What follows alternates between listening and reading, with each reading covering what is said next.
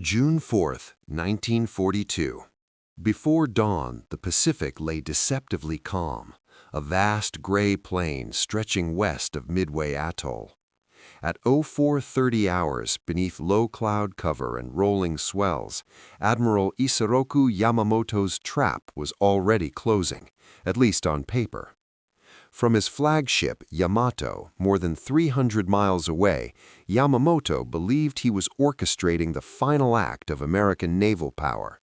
4 Japanese fleet carriers, Akagi, Kaga, Soryu, and Hiryu, moved eastward with precision drilled by years of victory.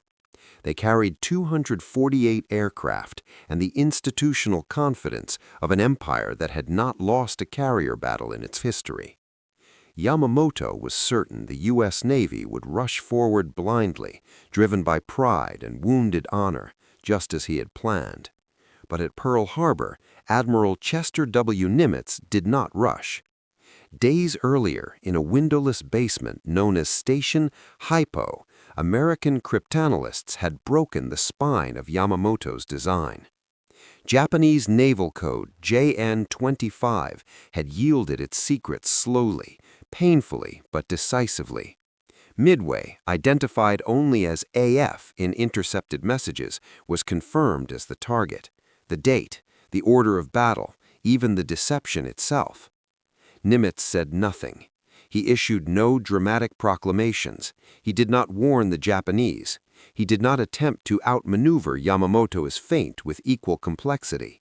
Instead, he placed his carriers, Enterprise, Hornet, and the hastily repaired Yorktown, north and east of Midway, beyond the enemy's expectation, beyond their search patterns, and beyond Yamamoto's imagination. This was not instinct, it was restraint. Yamamoto believed information decided battles. He believed secrecy was power. He believed the Americans were blind. He was wrong on all 3 counts. As Japanese aircraft lifted from carrier decks in the half-light of morning, their commanders believed they were striking an exposed outpost. They did not know that every radio transmission had already been weighed, decoded, and trusted more than any hunch. The battle had not yet begun, but its outcome was already narrowing. To understand the gravity of Yamamoto's confidence, one must return 6 months earlier to December 7, 1941. The attack on Pearl Harbor had been Yamamoto's creation, a surgical strike meant to shatter American morale and buy Japan time to secure its empire. It had succeeded tactically and failed strategically. The American fleet had been wounded, not destroyed. The aircraft carriers were absent. The war, Yamamoto knew even then, would be long. Yamamoto was not a zealot. He had lived in the United States, studied at Harvard, and walked the streets of Washington. He understood American industrial capacity and American pride. "I will run wild for 6 months," he had warned Japan's leaders, "but after that, I have no expectation of success." Midway was meant to end the uncertainty before it began. The plan was audacious to the point of arrogance. Yamamoto would strike Midway to force the Americans into battle. A secondary force would feint toward the Aleutian Islands, drawing U.S. assets north. Submarines would form a distant picket line, and when the American carriers rushed in to defend Midway, Yamamoto's main battle fleet, battleships, cruisers, and carriers, would annihilate them in a single decisive engagement.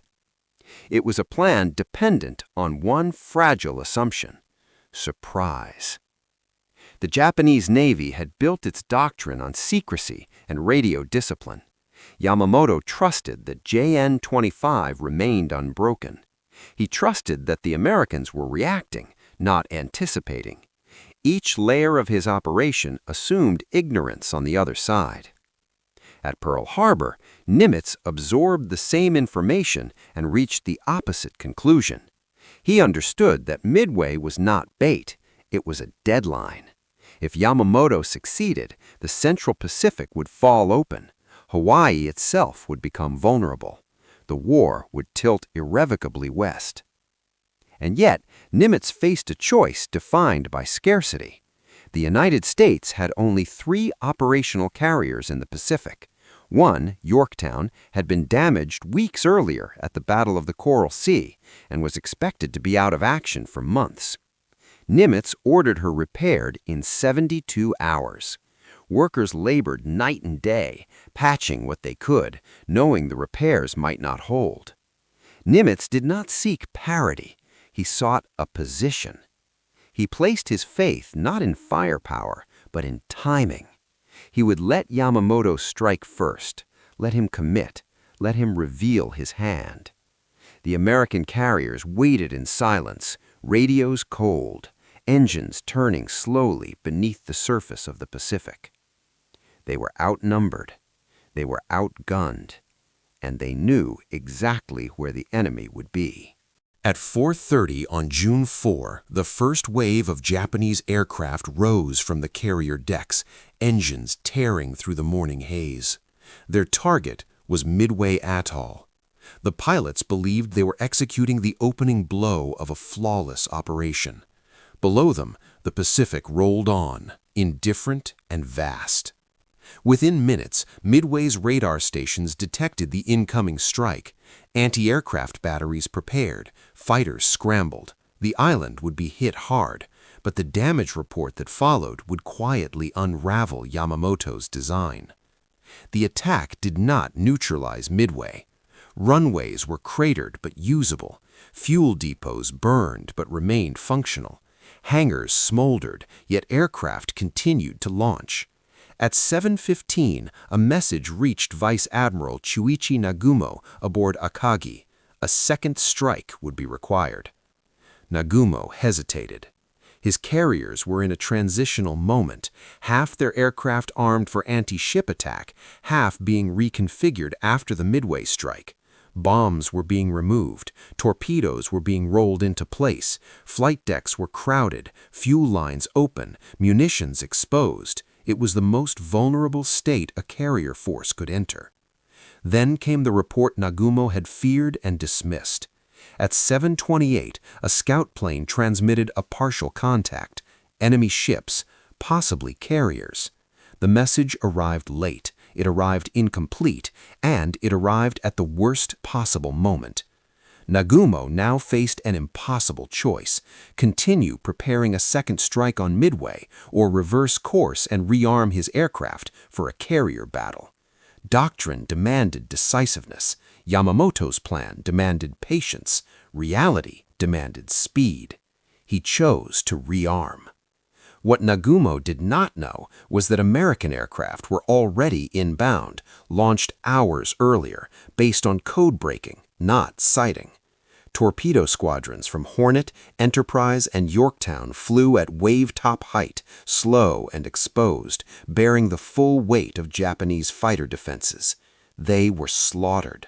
One squadron after another was cut down. Of the 41 torpedo planes launched from Hornet, not one scored a hit. Pilots died knowing their attacks were futile, pressing forward anyway, dragging Japanese fighters lower, away from the carriers. Above them, unseen, American dive bombers searched for the fleet. At 10:22, fate arrived in silence. From the sun, U.S. Navy SBD Dauntless dive bombers plunged toward the Japanese carriers. In less than 6 minutes, 3 carriers, Akagi, Kaga, and Soryu, were transformed into burning wrecks. Bombs pierced flight decks crowded with fueled and armed aircraft. Explosions chained through hangars. Fires raged beyond control. This was not a chance. This was convergence of sacrifice, intelligence, and timing. Yamamoto's trap had closed, but on his own fleet. News of the catastrophe reached Yamamoto in fragments, distorted by distance and disbelief. From the bridge of Yamato, he listened as reports arrived, first confused, then unmistakable. 3 carriers are disabled, fires uncontrolled, air groups annihilated. The core of Japan's striking power was vanishing in real time. Yamamoto ordered a counterstroke. Hiryu, the lone surviving carrier, would strike back. By early afternoon, her aircraft found Yorktown. Bombs struck true, torpedoes followed. Smoke poured from the American carrier's decks as she slowed, listing, then appeared dead in the water. Japanese pilots reported her sunk. Yamamoto allowed himself a moment of grim satisfaction. One blow returned, honor partially restored. It was an illusion. Damage control crews aboard Yorktown performed what many would later call a miracle. Within hours, she was moving again. When Hiryu's second wave arrived, expecting an empty sea, they found her still afloat and struck her again. This time, the carrier would not recover. But the cost was decisive. American dive bombers tracked Hiryu late in the afternoon. At 17:03, 4 direct hits ignited her decks. By nightfall, she too was doomed. Yamamoto now faced a reality no Japanese admiral had confronted since the rise of their carrier doctrine. The battle was lost. At 2:55 on June 5th, Yamamoto issued the order to withdraw. It was brief, it was formal, it carried the weight of an irreversible defeat. The remaining battleships turned west. Submarines were recalled. The Aleutian Feint became meaningless theater. Japan had lost 4 fleet carriers. Over 3,000 experienced sailors and aviators were dead, men who could not be replaced. The air crews were gone. The institutional knowledge was gone. The offensive core of the Imperial Navy had ceased to exist. Across the Pacific, Nimitz received confirmation quietly. There was no celebration, no declaration of triumph. He understood what this meant and what it did not.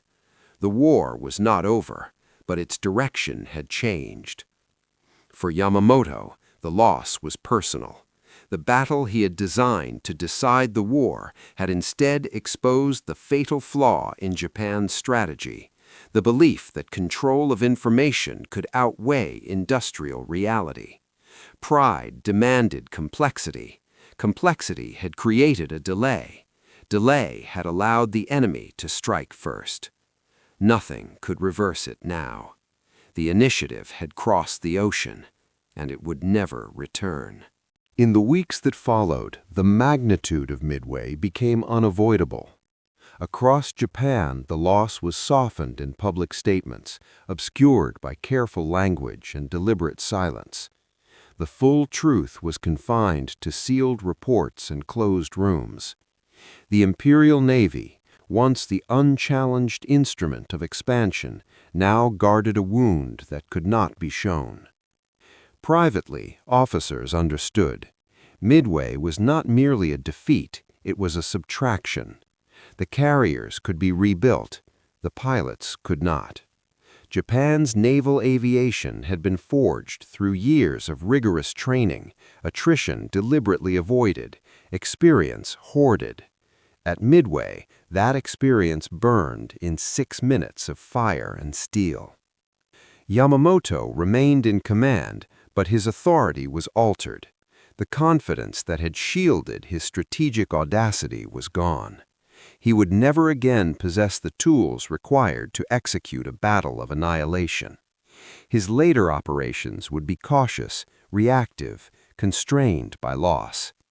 Less than a year later, in April 1943, American codebreakers would again read his movements, and this time they would kill him. At Pearl Harbor, Nimitz said little. He returned to planning. Midway did not make him reckless, it made him patient. He now knew the war could be shaped by intelligence, by preparation, by allowing the enemy's assumptions to harden before shattering them. The long campaign across the Pacific, Guadalcanal, the Central Pacific Drive, the slow tightening noose would follow this pattern. Midway marked the end of Japan's expansion and the beginning of its defense. It was the moment the Imperial Navy lost the initiative forever. From that day forward, every Japanese operation would respond to American pressure, never again dictating its terms. The fleets that met at Midway did not see each other until the killing began. Their commanders never exchanged fire directly, and yet the battle had been decided long before the first bomb fell, decided in intercepted messages, in disciplined silence, in the refusal to act too soon. Yamamoto had planned for instinct. Nimitz had planned for knowledge. History chose the quieter man. This was not merely a battle, it was the end of an illusion.